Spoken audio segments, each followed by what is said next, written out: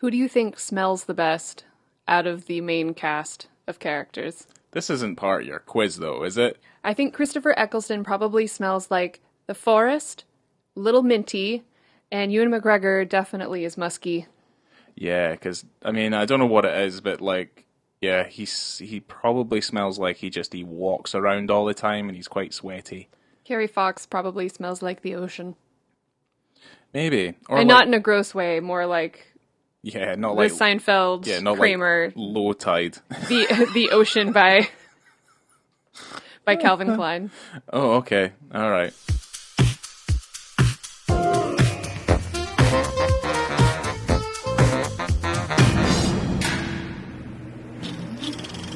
Well, hello there. Welcome to On the Beat, the podcast that uncovers full frontal male nudity in cinema. My name is Laura, and I am joined by Ryan. Oh, hello, sorry. Yeah, you caught me mid-yawn there. I haven't yawned all day, and that was the first time. And it's as soon as I started speaking. That is going to bode well for the rest of this episode. Pick it up a notch, Henderson. I mean, to be fair, it's not because I think you're boring, because you've been speaking all day. It's been... It just so happened that it caught me at that particular moment in time. Well, it's because I'm getting old and it's 6 o'clock and it's like 3 hours till bed, till bed pause, all this sort of stuff. I am tired. Yeah. But I am pumped. I am pumped because we are here to talk about the 1994 dark comedy Shallow Grave. Yes. We've decided to come up with a couple of little minor changes. We've been having a wee think.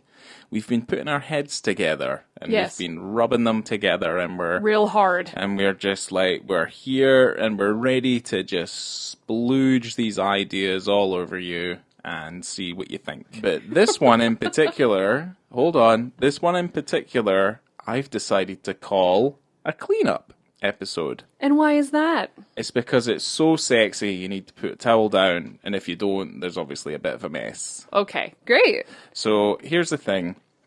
So for the last wee while, we've been mostly doing filmographies, or like a series of episodes based on the work of, say, like a single director, or like a single actor, and then kind of grouping them together that way as like the like McQueeners or Schraderthon, like that sort of thing. But what we're doing is we're going back to the past to basically fill in the gap in the Danny Boyle filmography, and we're not going to go on about what Danny Boyle's done or not done or the particulars of him. What you can do is you can go all the way back to September 17th, 2021 to episode 5, our Trainspotting episode, and you can basically hear us talk about everything he's done. So basically what we're doing is effectively filling in the gaps. The Danny gap.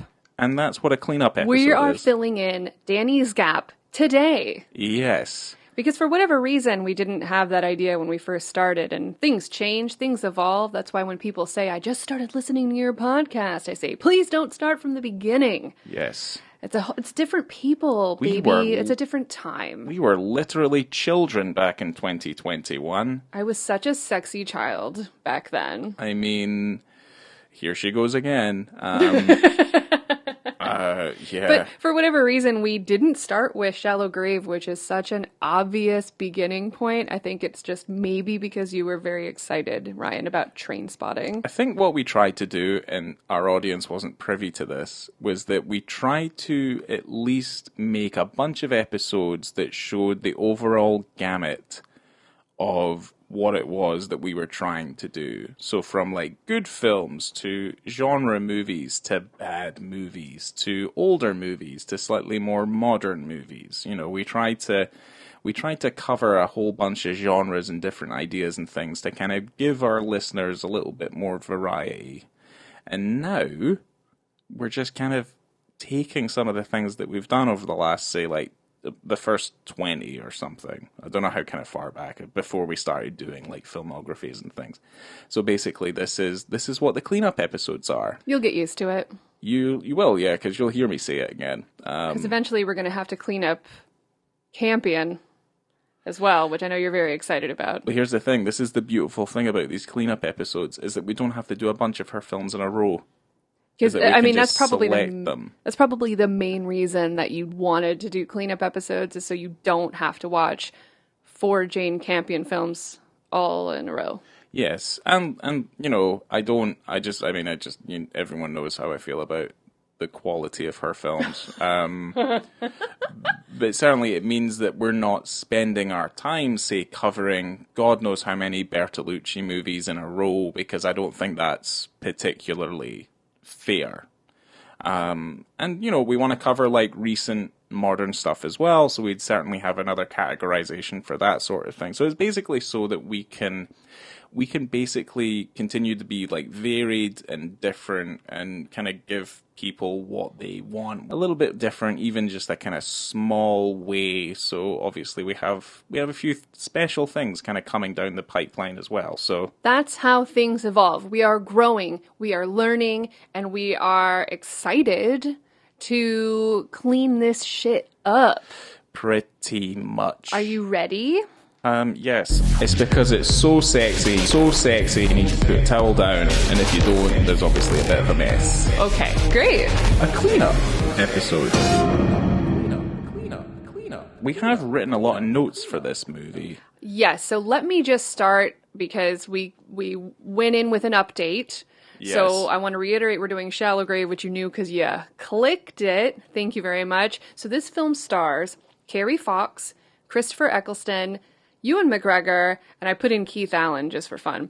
And obviously our director's Danny Boyle, who works with Andrew McDonald, of course. And this film was written by John Hodge. Yeah, basically the exact same trio who made TRAINSPOTTING a couple of years later. Yeah, at least Danny and Andrew have made 7 films together, at least. So, well, not by this point. No, it just later on. Yeah. This is Danny's debut, his directorial feature debut. Yes. And like I say, go back to the TRAINSPOTTING episode for more in-depth stuff. But yeah, he made a lot of stuff in TV, certainly worked as a TV producer, and now he's in feature filmmaking, and this is effectively his feature film debut. It is. It exactly is. So let me drop that synopsis on you before we dive into the myriad of notes that we have about this film, which by the way, y'all, love this movie. I love this movie. Good. I had never seen this movie before. No, I hadn't seen it since I was 15 all the way through. I'd seen it in parts over the course of my 20s, but yeah, hadn't seen it all the way through like we had this time since I was about 15. This is exactly my type of film. It's like cool, around about 90 minutes. Yes. It's funny. It's dark as hell. And there's a penis in it. Yes. It has everything that I want. It is deliciously... There's boobs in it, too. Yeah, it's deliciously macabre, what I would say. Yeah, that's my favorite type of movie, where it's just incredibly dark and it's got a really kind of... fun. Yeah, it's got a really kind of sick sense of humor. Super fun. The music's really fun. The cast is incredible. Such a good time. Yeah, stylistically refreshing. And set in Edinburgh. Set in Edinburgh, and I would also point out that certainly when this film came out, it made a fair amount of waves within the filmmaking community in Scotland. And certainly by the time, obviously, Shallow Grave came out, Scots films were, I guess, they almost like kind of they had their blinkers on. So they were very much kind of set in their ways. They always felt a little bit dour, a little bit dreek. You know, at least this kind of felt like it had a bit of a spark to it, a little bit of energy to it that I hadn't really seen in films up to this point. So, I love it. Yes. All right. Synopsis. Are you ready? Pulled from Letterboxd. When accountant David, Dr. Juliet, and journalist Alex are searching for a 4th roommate for their trendy flat, they settle on the aloof Hugo. However, they soon find Hugo dead of a drug overdose beside a large sum of cash. After some deliberation, the 3 others decide to keep the money and to dismember and bury Hugo's body. Soon, each roommate starts thinking about keeping all the money and scamming the others. It's a little bit. Too much information? I mean, I don't know. In terms of a synopsis, it pretty much tells you exactly what the film's meant to be, which is nice. It's not too long. It's not too short. I didn't realize, I didn't read the synopsis, even though I actually typed it up before I even watched the film. I guess I didn't read it at all. Okay. I didn't even know that they were going to dismember somebody, so I thought they did a murder, but they didn't. No. They pulled an old murder. It was just that, yeah, I mean, the dismemberment comes from, they don't want people to identify the body. But as these things go, it tends to escalate and spiral a little bit out of control, as they happen to. Of course.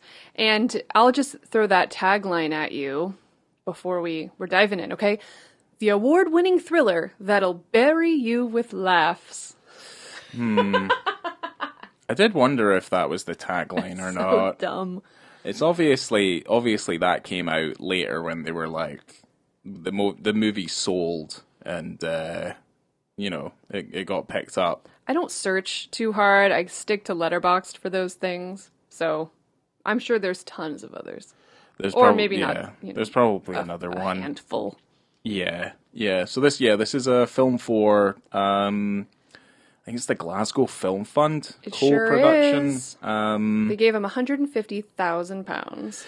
Yeah, I don't know how much the overall budget was for this movie. I think it was relatively quite small. I got you. Oh, do you? £1 million. Wow. Yeah, that is super tiny. That's so small. When they had the original idea, they thought it was just going to be a few guys filming in their flat with friends over a weekend. Yeah. That's how they were originally going to do this, but then they got some funds, shopped it around a bit, and then it turned into what we ended up getting. Yeah. It definitely benefits from having a little bit of, I guess, the cachet.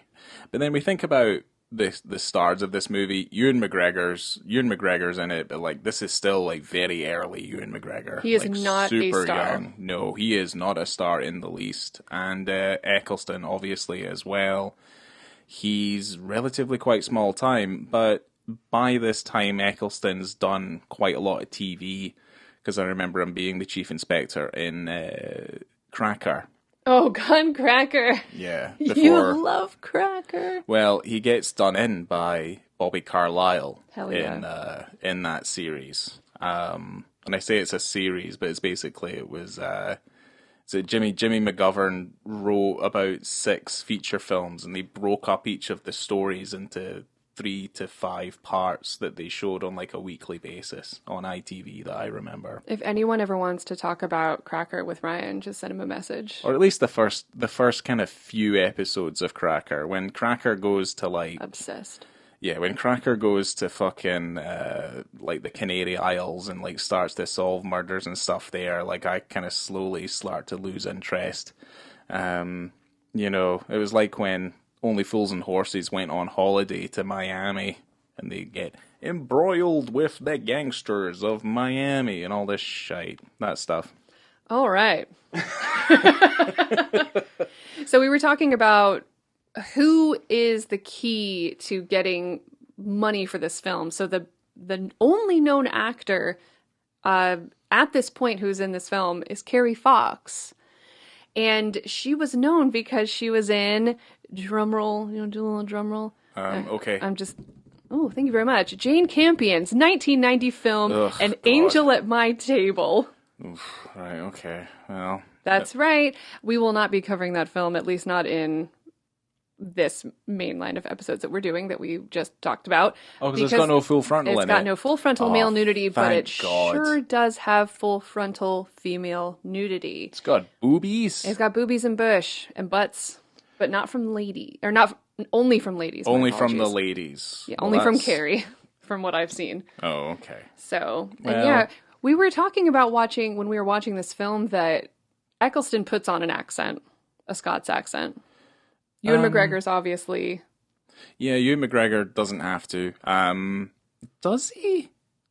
Does he really? Thing is, it's also set in Edinburgh, so the Edinburgh accent can also feel very light. And also, one of my notes is there's plenty of English cunts in Edinburgh because it's basically it's Scotland's answer to London, except it's not as busy and not as smelly. True. But certainly He's English. he is English. So Yeah, that's put on for sure. that's fine. I mean, it's very light. You know, it's not kind of, it's not like a Fife accent, which is like piercing. But certainly it's very light Edinburgh sort of accent. I mean, there's a host of Scots actors in this movie. A couple who I've met. Gary Lewis, I remember him on a short film like a few years ago. He's in the movie for literally about 5 minutes. Lovely. But yeah, you've got like Ken Stott, Colin McCready, Peter Mullen, Tony Curran. Also, John Hodge plays Ken Stott's assistant DC Oh yeah. in the movie as well. He's the one who writes the notes, and he's only got a couple of written lines and stuff like that. Are you writing out the numbers or just the numbers? Both. Yeah. Amazing. Good man. Yes. Yeah, Ken Stott's good in this. Yeah, I think he's top class. Because what Ken Stott wanted to do, that series of books about that detective written by Ian Rankin. What was it called? Ken Stott was the lead. Born Identity. No, Ian Rankin. Jeez, oh. Anyway, Ken Stott played Patriot the title Games. character. No. You got to stop doing that. You can't be doing that shit. You really can. Well, you continue on. I'm gonna find it because otherwise it's gonna drive me up the fucking wall if I don't know what it is. So Carrie Fox puts on an English accent because she is from New Zealand, and that is how she met Jane Campion back in the day. That Jane Campion film was with her an English accent. first film. No, it's a New Zealand film set in New Zealand based on New Zealand people. Is that Angel at My Table film, so she can speak in her New Zealand accent. It's a local New Zealand production with New Zealand stars. Exactly. As I like to say, like that other guy, that Peter Jackson fella. Oh yeah, Yeah, he made I've plenty heard of him. those. Yeah, he did that movie Bad Taste and Meet the Feebles, and Brain Dead. Yeah. What's the other name for Brain Dead? Because it was the name. Oh my god. Dead Alive. That's what it is. Yeah. Dead Alive. Dead Alive is the American Yes. title for it. Again, still, I don't understand. The movie's amazing. So you're still researching. That's fine. So the first. Not really. I'm just trying to find out the name of the fucking Rebus. John Rebus. Aye. What is that? It's Ian Rankin's detective creation. Ian Rankin is a novelist. Yeah. He lives. I think he I've read lives in books. Edinburgh. Yeah, and he came up with a detective character called John Rebus, and Ken Stott played the TV version of Rebus. You feel better now? Yes. The only reason I bring it up is like they filmed on my street a handful of times when they were shooting that because Rebus was set in Edinburgh as well. So. Oh yeah. Well, I like watching films set there. You know, we watched Fast 9 the other night in anticipation. That just gets more infuriating the more I see that film, like how the geography and how perplexing it is. That's always the funny thing, though, when you watch a film that's set where you live or a place that you're really familiar with, because you obviously can't get from here to here, and you can't get from like the Royal Mile down into wherever the hell they went, and it's to be impossible. Fair, yeah, to be fair, people in Edinburgh try to avoid Princes Street any which way they can. So the Fast and Furious film did a fantastic job of never getting the cars on Princes Street at any time whatsoever. No, they went from George Street down. I don't know. I don't have it mapped out. What I mean is that they completely bypass almost a mile's worth of road. Yes. Which is effectively Princes Street, which is like runs adjacent to George Street, but it also it does it at a diagonal. So it ends up completely bypassing the Mound and Princes Street, going back up the Mound to back to the other end of Princes Street, and then back up the Mound. John Cena just needs a zip line all the way through. You don't even need a car. John Cena literally zip lines from St Giles Cathedral. Yes. All the way down from the bottom of the mound to almost pretty much in the heart of Newtown, which is at least 6 miles. It's insane. It's beautiful. It's They can do anything. wild. Absolutely wild. I mean, they do kind of characterize in Fast 9 that he uses at least 7 or 8 different grappling hooks from rooftop to rooftop to get himself down to... I mean, he ends up back near where the cinema was, the cinema multiplex on near the Prince's Mall. It was weird. Oh, the view? Yeah, so he actually ends up coming all the way back around. I'd like you to make a map for me, and then we'll put it on the internet. I did think about doing that, and I'm just like, how infuriating the whole thing was. Well, the same thing, it happens all the time. I remember when we watched Fighting with My Family, that Florence Pugh wrestling movie. Yeah. And the WWE Performance Center is in Orlando, and we were still living in Edinburgh at the time, and I was so excited. I'm like, oh, it's like an Orlando-based film, how exciting. And then Stephen Merchant goes, and I'm going to blame him for it, putting them all over the place as if people that live in Orlando just go to the beach, and it's 10 minutes away. It takes you an hour to hour and a half. You got to plan that shit. It takes all day. Orlando is Central Florida for anybody who's not aware. So makes me mad. It's an hour to 2 hours in either direction, east or west, to get to the coastline. Exactly. So anyway, but in Shallow Grave that we are talking about, they only spent, I believe, 3 days shooting the exteriors in Edinburgh, and the rest of it was shot in Glasgow on a set. So, yes, because they got money from Glasgow. Film. Yes. I think from the documentaries and stuff that we saw, they did scout actual flat locations, but the problem was that you can't move the walls. Can't move the walls, the floors are going to be loud, you can't drill holes through the ceiling. No, there's a lot of permits and stuff involved with doing things like that. Also, the loft space that's also in the movie, a lot of those spaces just don't exist in Edinburgh flats, just in general. Certainly top floor flats in Edinburgh. And this is a flat in the new town. These rooms are massive, absolutely fucking huge. And there's certainly a way in which the set design kind of looks where it's like quintessentially kind of Edinburgh flat, where there's like nice cornicing, and it's the ceilings are really, really high, the rooms are quite nice and big, and everything's kind of got like a nice grand nature to it, because a lot of these buildings and a lot of the interiors and stuff, they're quite old, but they're kind of quite well kept, and they're historic, so you're not really allowed to touch them too much. They kind of keep that relative quality. Yes. But what you kind of see with this set design, at least the design that they've created for the sets that they've done anyway, is like kind of how stark they are, and there's like dashes of color and stuff everywhere. You kind of see a real sense of I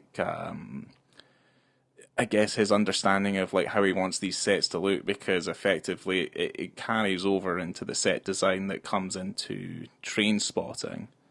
So there's a kind of real weird surrealistic quality to just kind of how the spaces are used and stuff like that. They're like irregularly large, I think. Yeah, but it looks great. It does look cool. I loved it. I loved the flat. I loved all the colors and all the furniture. I thought it was really cool. Yeah. I mean, I still, to this day, I don't know how much they were offering that room for. I know. That's the first thing I thought, because they are trying to find a roommate, right? There's the 3 of them. Rents are fucking disgusting in Edinburgh. Absolutely disgusting. I mean, I'm sure in 96 it's going to be a little bit, I don't know. I'm not sure how it would be, but it'll be relative to these people make money, at least. I mean, that and actually that's pretty apparent, like how bad rent must be if you have a doctor, an accountant, and what is he's a journalist. And a journalist. He's not a junior either. Like, he writes stories for he writes journalist. For like a tabloid paper. These people make money, yet they still need a 4th roommate. Yes. To afford to live. Yes. But it's also kind of like, I mean, I think if you've got a spare room there, like an extra room, because there was plenty of flats I went to that were in Edinburgh and stuff like, more in like the Marchmont area and stuff like that. They're a little bit more affordable, but the most part is that the only reason you rent out an open room is so that your rent goes down. I mean, that's effectively all it is. So I can see the that's a smart decision to make there. So you can save up to like get a house maybe in 50 years time. Right. But it's interesting, the idea that anyone would want to live with those three people, because they're all horrible pieces of shit, except for Eccleston, which starts off not so bad. He seems okay, he's quiet, he's an accountant, and he seems like someone I could get along with. A good roommate. Yeah, there's a We've all had roommates, and I fucking swear these three are worse than all of my shitty roommates put together. There's a key distinction that we have to make, is that personality-wise, certainly Ewan McGregor's character and certainly Kerry Fox's character, they are they're a little bit rude. They're a little bit like they're very presumptuous, up their own ass, a little bit up their own arses. So there's a big distinction. I know you're saying like, oh, Eccleston gets a little bit crazy later on, after all the murder, but. Yeah. For the most part, he's the most normal person because effectively it's his story. We're led into the story by his voiceover and stuff. So it's effectively his story and kind of how he kind of spirals a little bit out of control after everything kind of transpires. Yeah. They end up picking the one guy who comes in with a bunch of raw cash in his hand.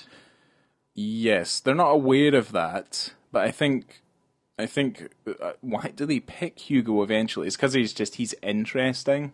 I suppose he comes by and only speaks to Carrie Fox, and she thinks, yeah, he's interesting. He's interesting, and then they all meet and have a lovely dinner. That's the only thing I really liked about having all those roommates, is they have a nice roommate dinner, seemingly every evening, with a nice big bowl of salad and glasses of wine. I loved that.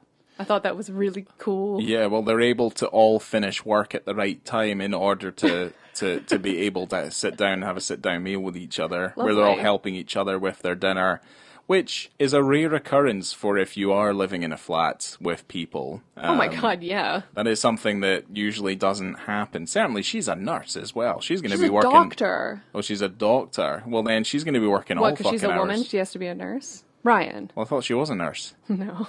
Oh, okay. She's a doctor. Well, no, it was just I'm messing with you.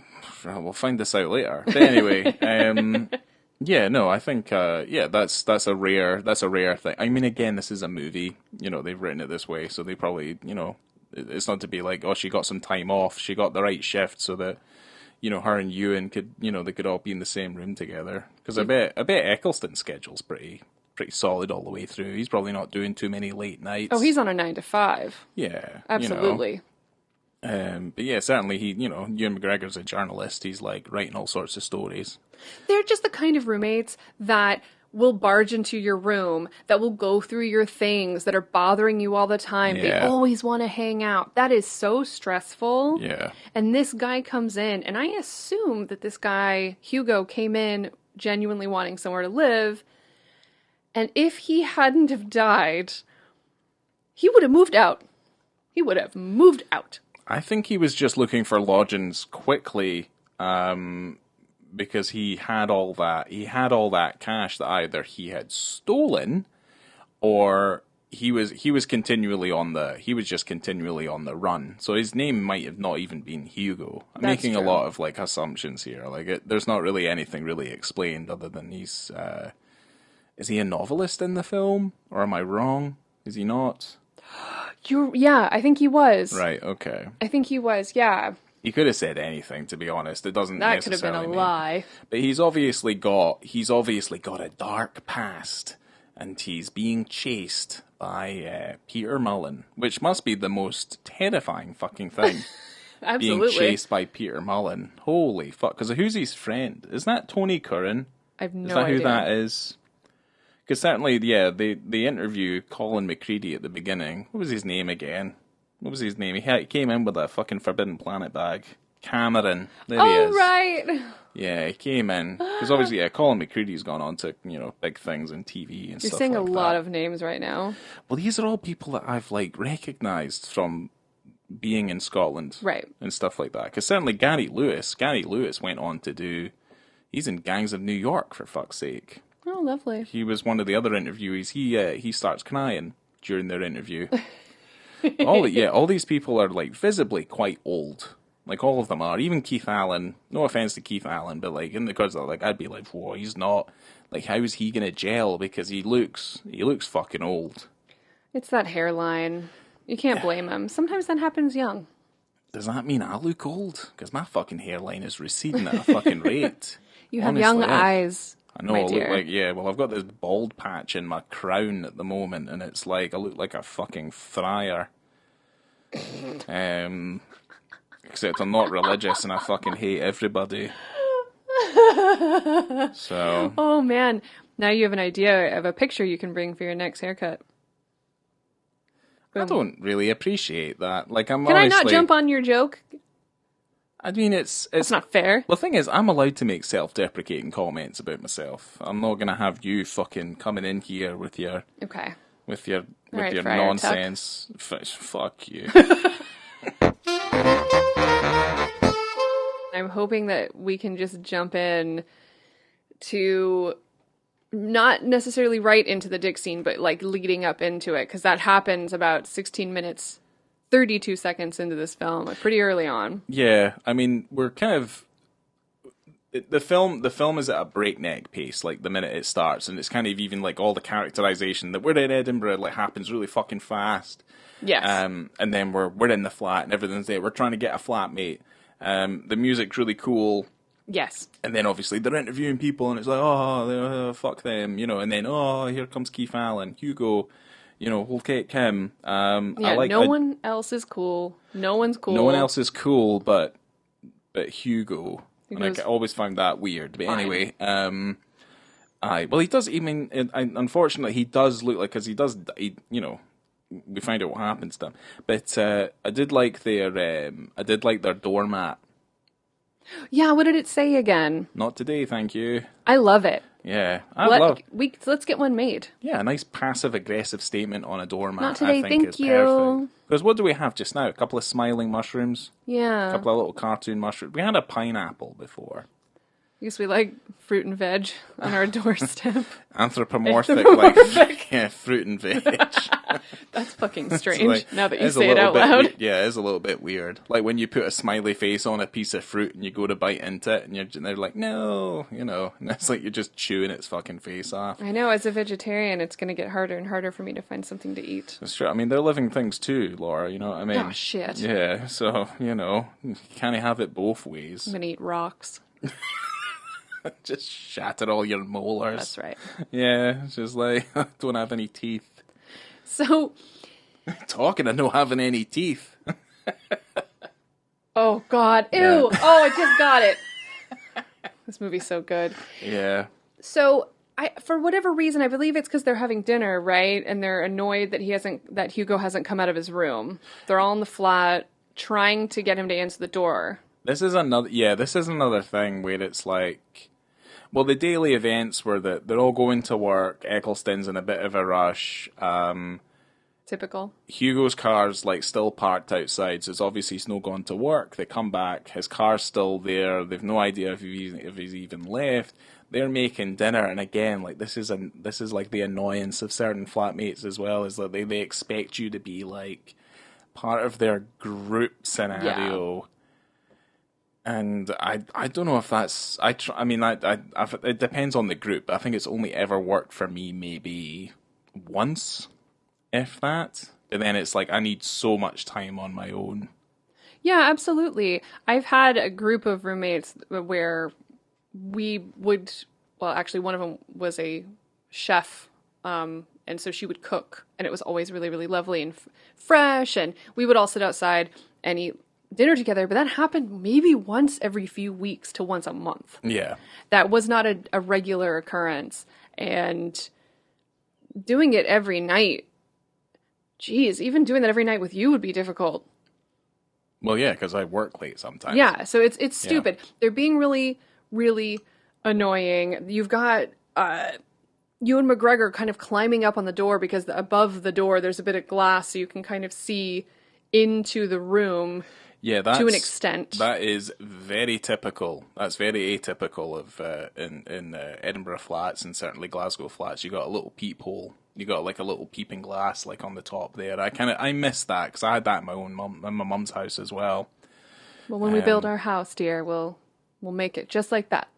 I don't know what it's there for. Pee-pee glass. To be honest, I guess we're pee-pee glass. Yeah. But yeah, I guess. Well, I don't just miss that. I don't just miss it. But like, there's a point where like Ewan McGregor's eating a pot noodle. I miss a pot noodle. I really do. Okay. Do we go to the British shop maybe tomorrow? Yes. Do they have pot noodles like a curry? We're going to find out, dear. Or a Bombay bad boy? Aye, they're the ones. They're the ones you need. Is a Bombay bad boy? Okay. Yeah, king We'll size. go to the shop. Don't worry. Yeah. This is America. We have everything that you need. Okay. Except for gun control. Anyway, so they're trying to get this asshole out of his room for dinner. He's living there for maybe 24 hours. Yeah. And these assholes are trying to knock the door down, barge through. They're peeping in through the peepee hole. They're trying to push it open, kick it down, and they eventually all slam the door in together. And I don't know why at any point they ever thought Hugo was going to be like that comrade, like part of the group and stuff. Because there's an air about Keith. When Keith Allen walks into that place, he's like, I wouldn't say it's like standoffish. He looks like he could blow up at any moment. yeah. If you say the wrong thing. Like, you don't fuck with someone who looks like that. And also, if they don't answer the door, what makes you think that you can just barge into someone's private space like that within 24 hours of moving in? Well, they break the door. Aye, they break the door in. That's crazy. Yeah, it's mental. It's like, what if you could have been doing lots of different things in there. Could have been. You had the door locked for a reason. That's true. So, lo and behold, as we said in the synopsis, they knock that door down and this dude is fully dead. He is 100% dead and completely naked. He's totally naked on the bed, super dead. And I think he might just have a little bit of a sheet over his leg, but other than that, he is laying across the bed, kind of hanging off of it a little bit. Totally naked, very hairy man. It's incredibly shocking. But the thing is like, this is where the tone completely shifts in the film. Like, before it was all kind of like happy and laughs, and it's like, we're all friends, we're all got our jobs, we're all young professionals, and then it's like, oh fuck, we got this dead guy. Yeah. You know. Keith is giving everything to the camera in this moment. He's really chewing up the scenery with his dead body and his nakedness. And each of the roommates kind of do maybe what you would expect them to do. Ewan McGregor does what he has always done, is be super annoying and immediately starts going through his shit. Yeah. Opens up his drawers, pulling stuff out. He pulls out one of the drawers, reaches in, pulls out 2 needles, not capped or anything, just like raw needles. Yeah. I always thought that was kind of weird, and obviously like a baggie. It's obviously heroin. Yeah, it's absolutely heroin, but just the fact that you would just raw dog a couple of needles like that, like it's no problem. Yeah. That was concerning. Yeah. And well, it teaches you not to go rifling in through people's drawers and stuff. That guy will never learn a lesson. But he's an inquisitive journalist. He's a youngster. He's ready to get out there in the world. He wants to tell stories. Some scruples. He doesn't have. He's looking for the human element. All this sort of stuff. And then you have Carrie, who I don't remember their actual character name, so that's fine. It's Alex, David, and it's Juliet. Yeah. So I would imagine that she, as a doctor, would say, "Well, we have a dead body." She doesn't even try to. In movies, usually when you find a dead body, you'd at least try to find a pulse. Exactly. Yeah, she doesn't do any of that. She's just watching Alex walk around, rifle through his things, and she leaves to call the emergency services as a sane person would do. Yeah. In the moment. In her defense, though, Keith Allen is blue. Okay, well. And it's obvious he's vomited, and he's probably choked on the vomit. I didn't notice any of that. They had vomit all over his chin. Oh. And he's also blue. That's not what I was looking at. He's almost bright fucking blue. Oh. But I think what happens is obviously Ewan McGregor, being the sort of person that he is, being very inquisitive as a journalist, he's like looking through everything to try and find answers as to why he has died. That is particular why he's doing it. And obviously, Kerry Fox is there as the medical professional to show a little bit of decorum and a little bit of tact and decency, obviously being in the presence of a man who they met only just recently, who has now died. I don't know what Eccleston's doing at this moment. He's worried. I think he's a little bit concerned. He's a little worried. concerned. Yes, he's a concerned boy. But in the thing is, Ewan McGregor has to do a lot of searching in the room because obviously he stumbles on a suitcase full of cold, hard cash. Big bundles of cash. Big, like really heavy. Really fat bundles of cash. And now they're stuck in a quandary. A moral quandary. You say that. So as we move on, that concludes the penis scene. There is one moment where Carrie, I believe, puts the sheet just over his penis. They cover him up. Just a bit. Yeah, they do like an in the cut thing where Ruffalo's like, I don't want to be exposed for this amount of time. It might not get past the censors. Let's just make sure that we have a character or someone covering this penis up so that we don't have to worry about it later or cut around it for whatever reason. That's quite a long shot that they hold on his body for a while when you first see it. It's a pretty long, extended shot of his full naked dead body. So it's there for ages. Yeah. Like there's no mistaking kind of what it is. Like I mean, it is there purely for the shock value, the vulnerability that they have just kind of walked and kind of stumbled themselves into. Like this was far more than what they were expecting from obviously giving Hugo the spare room to be their flatmate. This is like certainly they've forced their way into this man's life one way or the other, and they've gotten quite an eyeful as to what is going on here. Yeah. But again, a lot of those questions that you have about like who's Hugo, you know, obviously Peter Mullen and his accomplice, and I can't remember his name. I think it's Tony Curran. I'm probably wrong.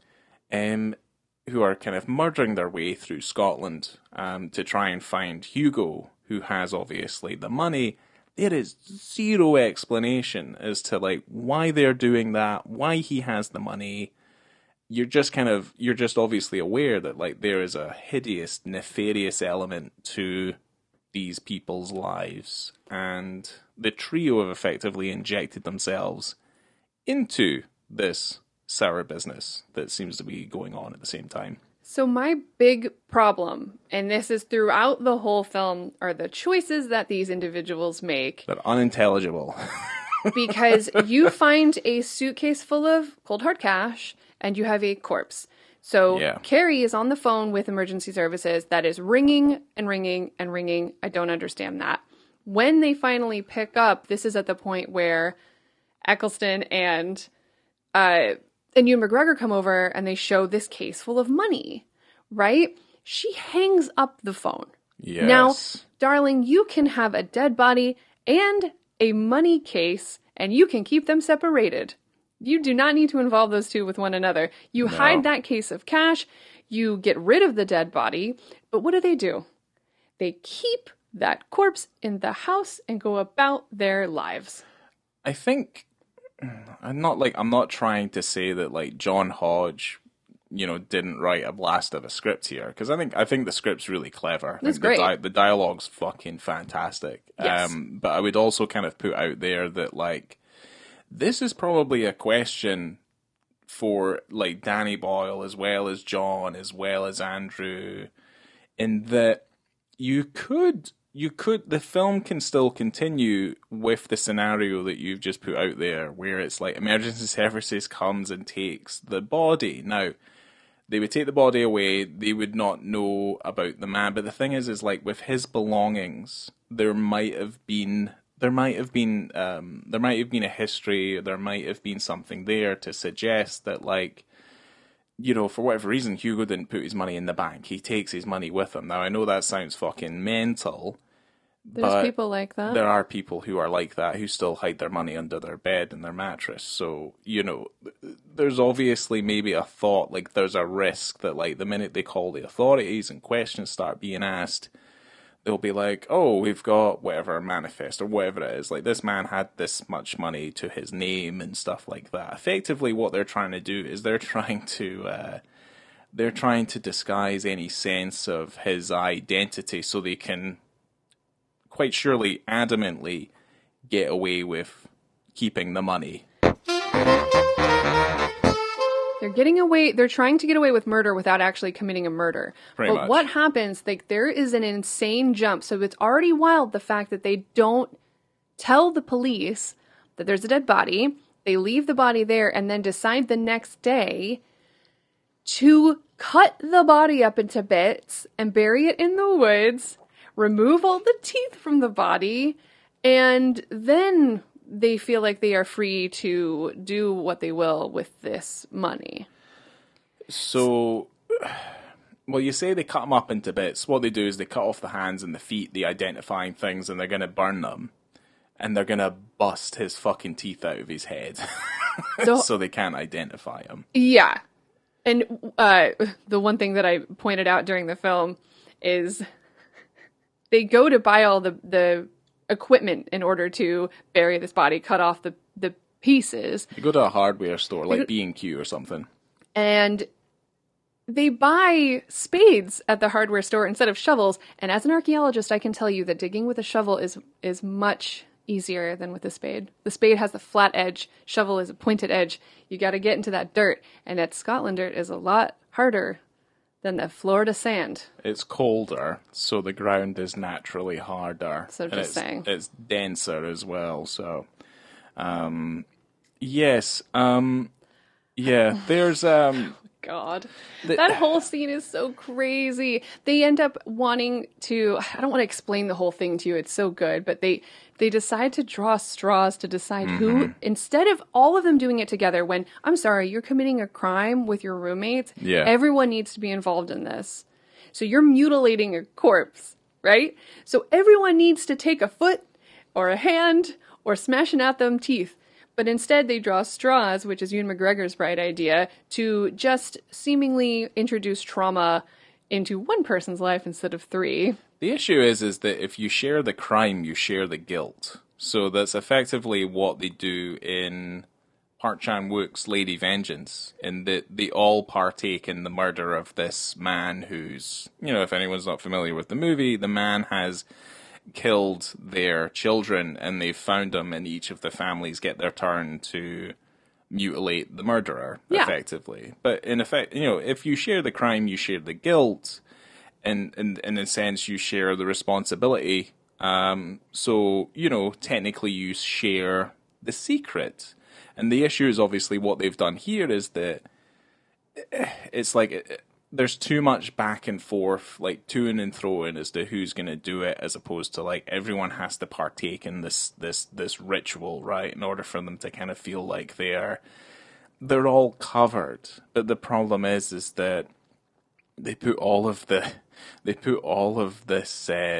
weight on the shoulders of the young accountant who's like in this hole, this really shallow grave, so to speak, hacking away through bones, and he's like vomiting, and then he takes a hammer, and they describe like the way that Hugo's face looks when the obviously, you know, the police find the body, is that he is completely unrecognizable.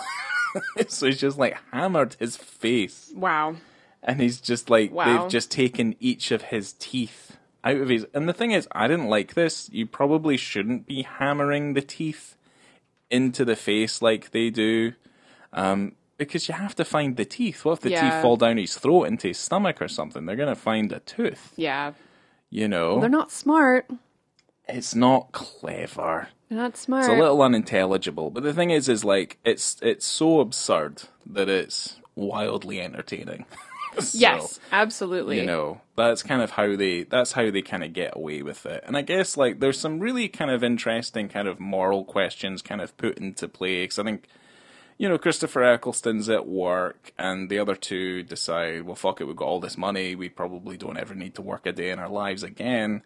You know, so they start spending some of the money, and there's a really good exchange between them and Christopher Eccleston, where he's just like, how much did this cost?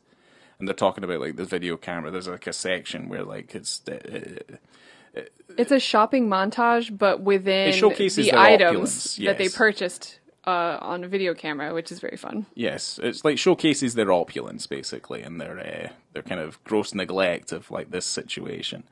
And he's like, how much did this cost? And like, £500. And they're like, well, no, that's not why I'm asking you. It's like, we have no idea how much it cost. Like, we're still waiting to see what the price of this is. Of this crime. Of this crime. The price of crime. The price of crime, which is effectively, I don't know, priceless, I suppose. Like, there is no cost, like the cost of it. But as we have pointed out, you know, Peter Mullen is killing his way through to get to Hugo. Yeah, so some fucked up, horrible gangster stuff that happens in the movie. Yeah, this just turns into a couple people needing a roommate, into oops, there's a dead body, to cutting up that body. Yeah. And then being hunted by gangsters. Yes. And more murder, and people just descending into absolute madness. Yes. Over a case of an indeterminate amount of money. Yes, we don't know how much money it is. Same as we never know how much that room was up for rent either. Because that's the bigger question I have, is like how much that room went up for rent. Because that's my main question. Is like, I'm genuinely interested in the financial elements of living in Edinburgh in 1993, 1994. But yeah, in kind of classic Danny Boyle fashion, one of the characters goes a little bit mental, and then kind of locks himself away. Yeah. And he gets a little bit stir crazy, and he starts doing crazy kind of Apocalypse Now style sort of kind of nonsense, effectively. I have some funny facts about the fight sequence at the end of the movie, if you don't mind me jumping that far. I guess. I mean, Peter Mullen and his accomplice, who again I hope is Tony Curran. If he's listening, I apologize so highly. Thanks for listening, Tony, not Tony. But yeah, no, that scene always gets me. Is that he fucking kneecaps Ewan McGregor and he throws him to the ground. He puts a plastic bag over his head, and it's just like, yeah, you're all going to die now. It's like, very scary. Very, very scary. And you know funny. They're going to do, yeah, it's hilarious, but it's like, it's that bit where they, you know, the two gangsters, Peter Mullen and that, they go up into the loft, and you're like, well, there's Christopher Eccleston just like running around like a fucking psychopath with a hammer, and it's that bit where like, you just see the ladder and the open loft door and stuff, and then the body just falls down, and it's just thunk right onto the floor. On its head, and it's like, there you go. And they obviously have to deal with then 2 more bodies in a slightly deeper grave. Yeah. So yeah, it's fucked up. Yeah. So there's this kind of fight sequence at the end, this roommate fight sequence where Eccleston finally kind of reaches his peak, and this fight was supposed to be between, one of them was supposed to be a stunt guy, but we mentioned the budget was pretty low. It was like a £1 million budget, and they ran out of money. What fight sequence is this? This is the one at the very, very end with Correct. all the knives. Right, okay. Yeah. Got you. So there's supposed to be a stunt guy involved, but the production ran out of money, and the stunt guy was looking at his watch. He goes, are you going to pay me? Because I'm out of time here, and if you're not going to pay me, I'm going to leave. And he left. And so they had to do it themselves. So who was the stunt guy meant to be stunting? Me, I don't know. I actually don't know who it was supposed to be. I think it was supposed to be McGregor. but that's a guess. I have no idea. Yeah, I can't really remember the scene itself. I mean, we only just watched. I can't remember specifically, like, kind of how it goes. McGregor ends up on the floor. Eccleston's on top of him, and that's where He stabs him with that knife. Yeah. Yeah. So it's funny because they had to sell off a lot of the set pieces in order to even buy film. So, like, the set that they built and all the furniture and stuff, like, getting towards the end of production, they needed film. So they started just selling off some of the furniture and some of the bits from the set in order to finish the film. Because they didn't have any money. They couldn't even pay the stunt guys. Yeah. There's a great bit in the... there's a behind-the-scenes documentary that was made for BBC Scotland that basically shows, like, how much footage they've shot already, and it's... Yeah, I think only 400 feet of film gets you, it's maybe between 30 to 40 something minutes. Wow. Something like that. So it's not a lot. Yeah, no, that's wild. Yeah. I think it's funny just hearing and seeing how they do certain things, like... I only know that because I've worked on some short films that shot on film, and it was very stressful.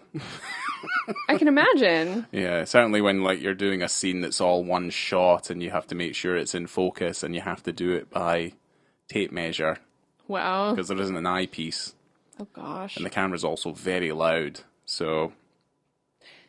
That, anyway, yeah, no, that's hard. Hard times.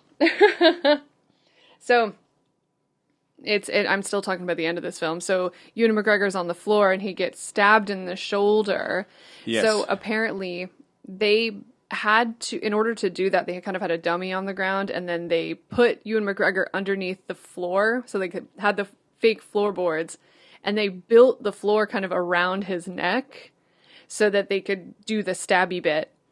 And apparently he was like, oh, I'm not claustrophobic, but I am now. And Danny Boyle had to, like, talk him down and calm him down so they could film that bit with the stabbing at the end. It's really good. And also that kind of makes to one of the best shots in the movie, which is kind of indicative of, like, the whole thematic concern that obviously the film has, where you see the knife has gone right into the wood. The knife just doesn't go through, like, it goes completely through his shoulder. It goes totally through his shoulder, but also there's a moment where Carrie gets a shoe and she's slamming it down into his flesh. Yeah, so she can nail it into the wood a little bit, so he couldn't move, basically. Yeah. So he's, like, kind of stapled to the ground via the knife, effectively.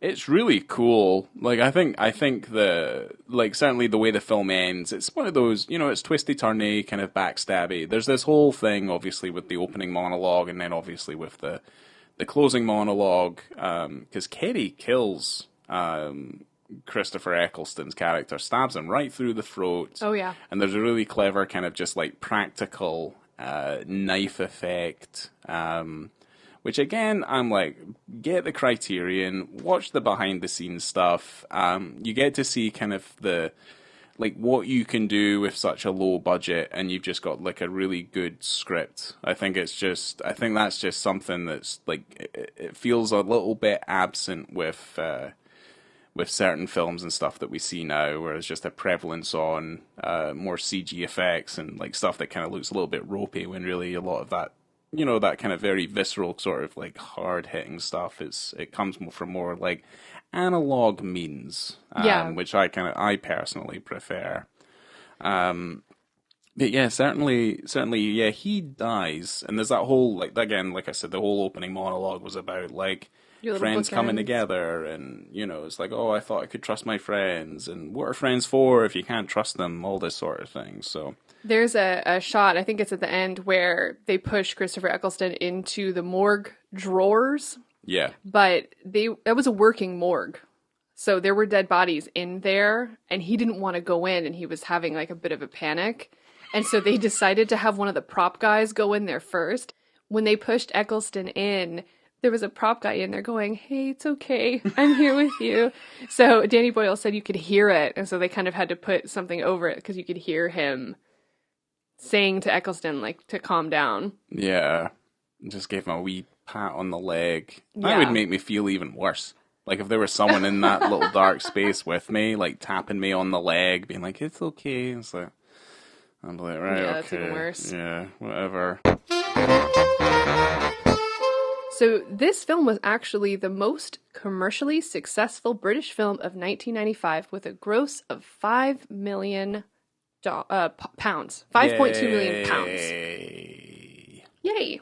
Well, this was before, like, Notting Hill and Four Weddings and a Funeral that would just, like, completely blow that out of the water.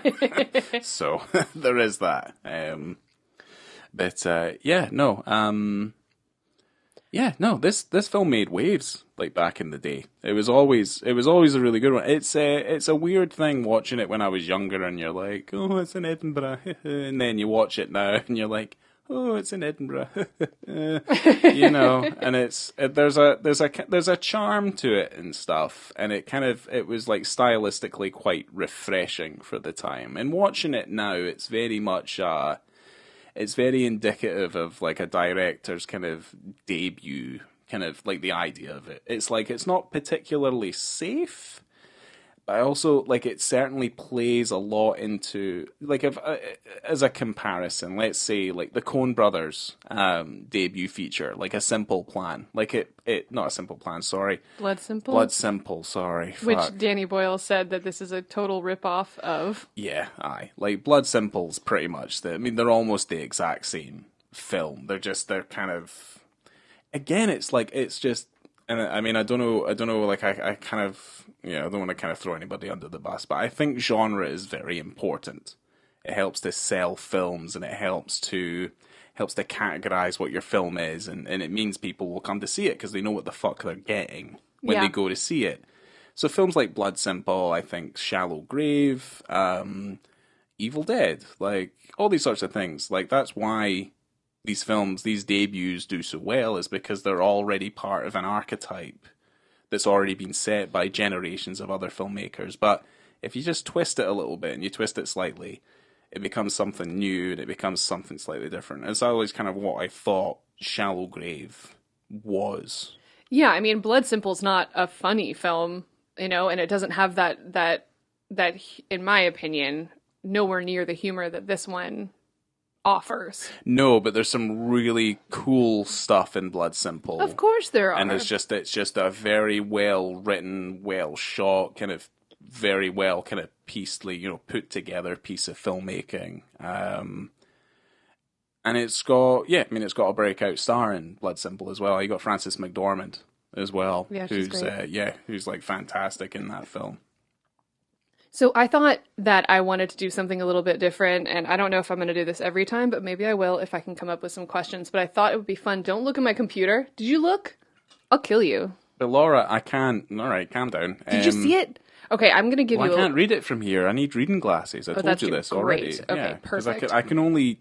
There's a space in between stuff that's too far away and stuff that's too close to my face, and it's literally, I think it's like 1.5 feet from my face. I can read that if it's at the right size, but usually small text I can't read. I need glasses, basically.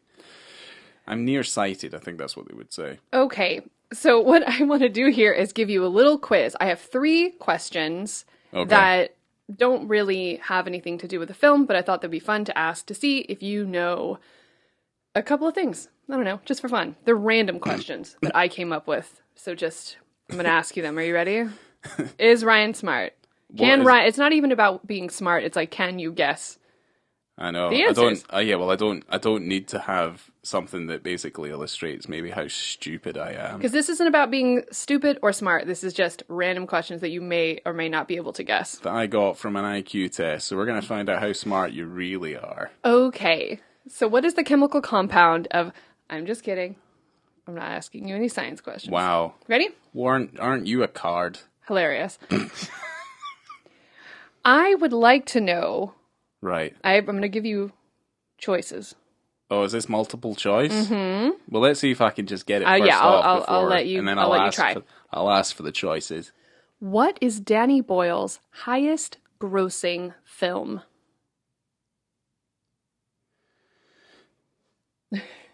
I mean, probably Slumdog Millionaire. You're correct. Yeah. It was the Oscar winner that year. Great job. Yeah. $378 million. Yeah, I mean, it makes sense. That's a decent movie. Yeah, I don't think it's great, but it's pretty decent. Like, it's not a bad movie. Okay, this is a similar question. The third one's different. Ready? Right, okay. Yeah, okay. What is Ewan McGregor's highest grossing film? This is harder. I mean, it's a Star Wars, right? Would you like your choices? Well, it's going to be the 3 Star Wars movies he's in. No. Oh, really?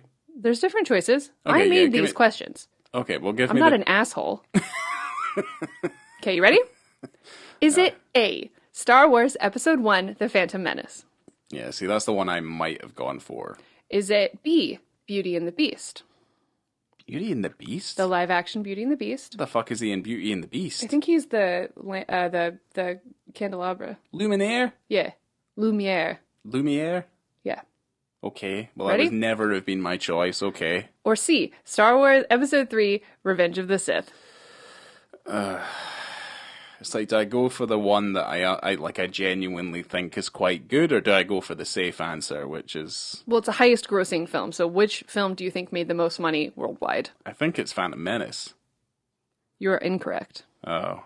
It is Beauty and the Beast, which is one of the most successful films ever made, Wow. if you can believe that. $1.2 billion. I mean, it's still not as much as Avatar and the other Spider-Man movie. The Phantom Menace came in at $984 million. That was the second. Pretty close. Pretty close. Okay. Because I feel like the interest in those movies dropped quite precipitously by the time it got to the third one. Even the third one is on par with some of the original trilogies, at least. Revenge of the in Sith my is opinion, fucking amazing. In my opinion. I mean, there's that bit where Obi-Wan and Anakin just like swing the lightsabers in front of each other to a background of like lava and fire, like literal hell.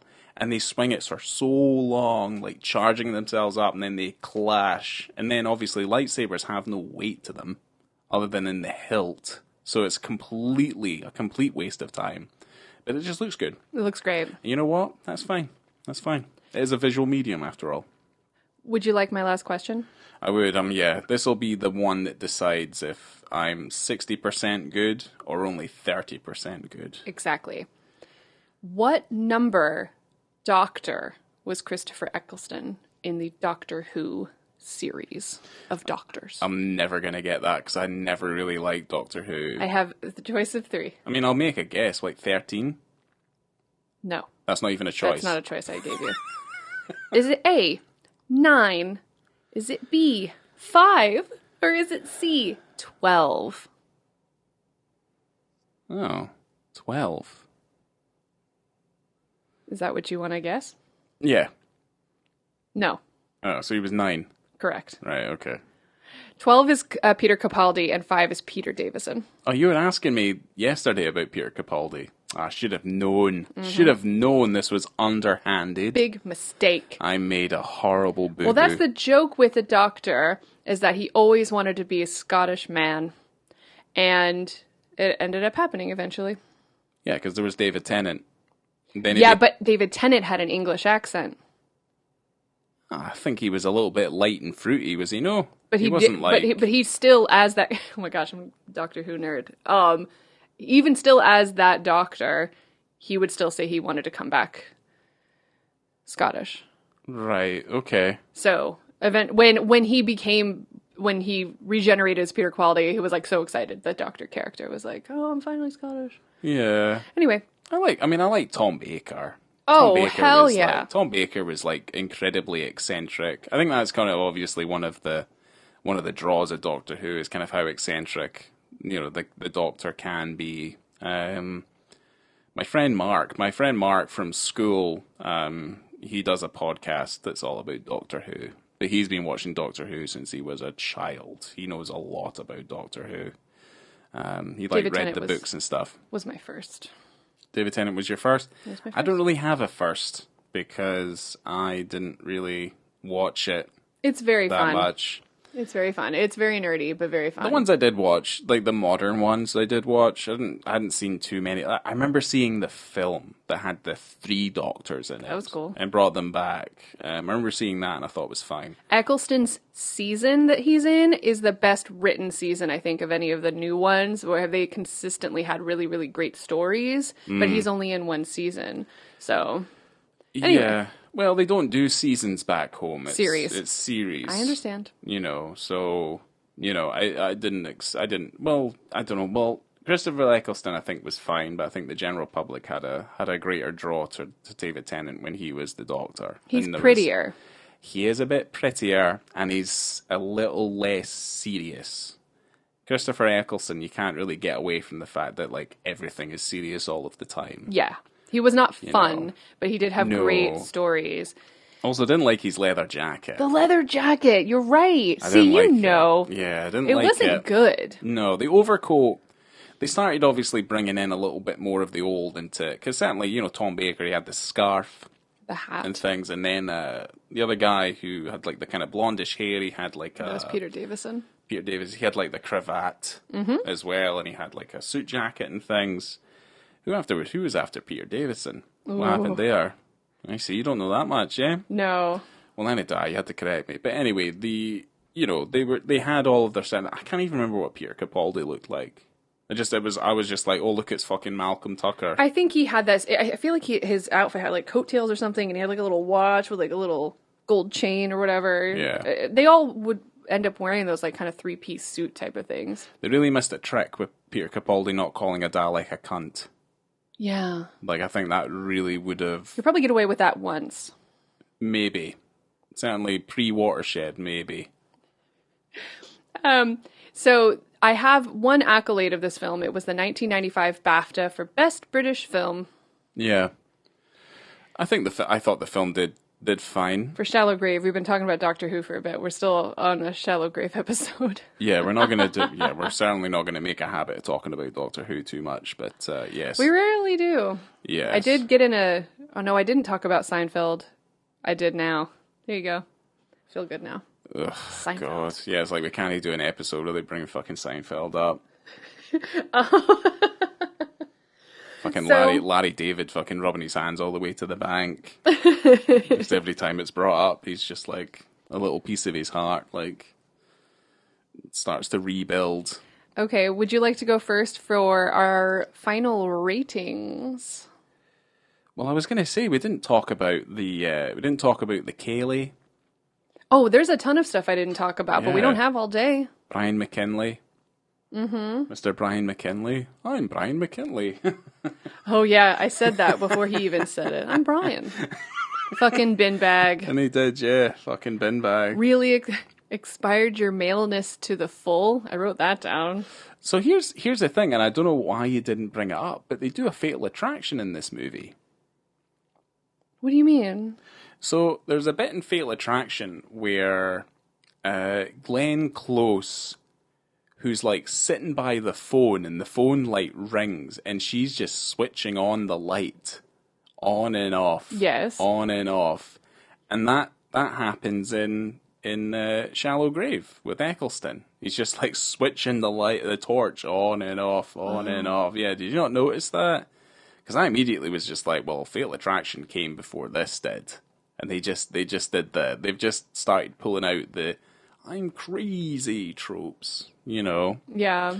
And, yeah. Yeah, I didn't connect it. Did you I was too engrossed. You were too engrossed. Well, I was like... I don't often think about other things. I'm like dead to the world. I'm just sucked in. I'm just doing the thing. I'm in the story, or I'm falling asleep. Cool. All right. So I didn't notice that, but that's really interesting. I like it. Yeah, definitely does not sound patronizing at all. I'm not. I'm really not. I'm really not. Yeah, right. Okay. I liked it. I like that observation. Good observation, and I'm not. Thank you. Please tell me your ratings. I'm sorry that we skipped so much. We went off track. So if anyone wants to talk to us a little bit more about Shallow Grave, please get in touch. I love this movie. Well, that was the only thing. I mean, the Wicker Man's on the TV as well, and you hear him go, "Oh, Jesus Christ!" Yeah. Also a fantastic movie. And also a fantastic movie. No, in terms of my ratings, the Dick scene, I would say 5 stars. Contextually, I like that he's naked. And again, like, I don't want it to be like, oh, well, you know, obviously if he wasn't naked, we wouldn't be covering it on the podcast, because that's obviously every other film that we do cover on the podcast. But, yeah. like, it does make sense. He's in his personal space. Right. And he's on his bed. And as far as we're aware, he's taken a couple of double shots of heroin. He's having a real nice time. You probably don't want to wear your pants.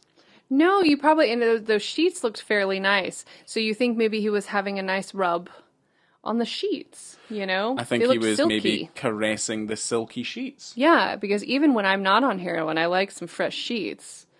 That's very true. You don't actually have to be on heroin in order to enjoy some nice fresh sheets. Absolutely, on your naked skin. Yes, but certainly it helps. But I would say that it seems perfectly plausible. And we know exactly, like, what would happen if they walked in there and he's just, like, he's almost completely starkers except for a pair of, like, dirty Y-fronts. Yeah. You would say something. Oh, yeah, I would be furious. You'd be like, cop out. What a load of shite. That's a load of crap. What is this? Or if it's just that when the blanket's just so draped, at least they just so draped it after they uncovered it, which is completely fine and totally normal. Yeah, or if you just saw Keith Allen's hairy arse. Oh. You know what I mean? Yeah, I wouldn't have been so mad. I would have been like, you missed a beat there. But but I'm glad that they didn't have the butt and they had the front. Yeah, okay. Well, that's fine, yeah. I mean... Okay, you did 5, great. It does. It works purely on the shock value, just alone, so... Right, and I think that's what is needed for this movie. Do you mind if I also jump in on that? I guess. 5 stars. There's part of me that wants to argue and say, you know, you want to know, like, is this necessary? Does it need to be there? Because that's kind of the point of what we're doing here, is to figure out whether or not there needs to be any nudity in this film. And does there need to be? No, but it certainly adds to the tone and what they're putting out there for this type of film. And yeah, you want it to be shocking. They just met this guy. They're a bunch of assholes trying to break into his room, and yeah, he's naked in his room. Who's not naked in their room? Genuinely. If you're going to bed, I mean, not everyone sleeps naked, but I wouldn't be surprised, you know? Getting on them silky sheets. That's true. So, I loved it. Great. Good. Would you like to rate the film? So I gave it 4.5. I think I was maybe a little bit too excited. I probably think it deserves more of a 4. Just because there is some unintelligible nonsense that kind of does happen over the course of it. But then I'm also kind of like, well, without some of the stuff, it's you know, it's like it's not really the same film either. So yeah, I'll stick to my 4.5. I do like it because it is like this kind of this dark, this black comedy that just has a real kind of great energy about it. And yes, and I like it. I like it. I don't know if I'd want to watch it again soon, though. I think it's also that. I actually would. I was a little bit sleepy when we watched it. I was continually kind of like, I felt incredibly familiar at it, and I was like, well, I don't want this to feel like its familiarity kind of breeds contempt, because I feel like a lot of the films I covered when I was in school, like for classes and for projects and things like that, like I don't like watching them now. TRAINSPOTTING is a bit of an exception, but certainly I have that same sort of feeling towards Braveheart, because Braveheart was another one that we covered, and that film. That film's very long, it's also historically inaccurate, and it's also got some fucking accents in it that So, I'm just gonna I don't know, join the club. I'm joining the club of a 4.5, and okay. I think I gave it extra because of how absurd it is, because I kind of enjoy watching people make horrible choices and seeing the fallout from those choices. They should have called the police. Why would they jump to wanting to cut off hands and feet and smash in teeth? Like, it is bonkers, but I really enjoyed watching them stumble through all of these decisions and doing it as friends. I was ready to make a joke about there's 3 separate people with like university degrees, like with obvious like levels of intelligence that have gotten them to this point in their lives. But I'm also kind of like, anyone can get a degree now, so it doesn't mean you're smart. Just means you have money or a lot of debt. I think if you're going to commit murder, you should have a lot of common sense. Only the only person that didn't murder anybody was Ewan McGregor. True. Actually. Yes. And he's the dumbest of them all. He is pretty dumb, but he's also the one that comes out on top. So is he the by smart the end one? of it. So maybe he's wicked smart. Maybe he's wicked smart. But I mean, I would say... or just wicked lucky. Not, yeah. The level of psychopathy that's being demonstrated here is kind of more on Eccleston's part. But I feel like he is created. He is not... he's not naturally like that, you know. He is made effectively. Yes. Yeah. Well, gosh. This was great. I really, really did enjoy this film. I loved watching it with you, especially since it was my first time. It's always fun to watch something that you enjoy, that I also enjoy. And cleaning up Danny Boyle's box, or whatever we're doing.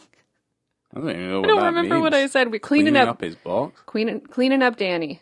We're cleaning up Danny. He's officially clean. He's made a right mess, so we've had to come in and we've had to wipe it down and be like, "Yo,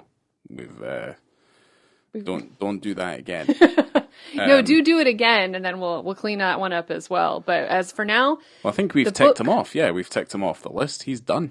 There is no more. The book is closed on Boyle. Boyle is done unless we decide to cover one of the movies that doesn't have anything in it in one of our new format shows. Stay tuned. Yeah, some point in the future. Thank you for showing me this film, Ryan, and thank you for joining me today and coming to you from Newtown. I have been Laura. I've been Brian McKinley. Oh, Brian! Thank you guys so much. We'll see you soon. Brian! I love you, Brian.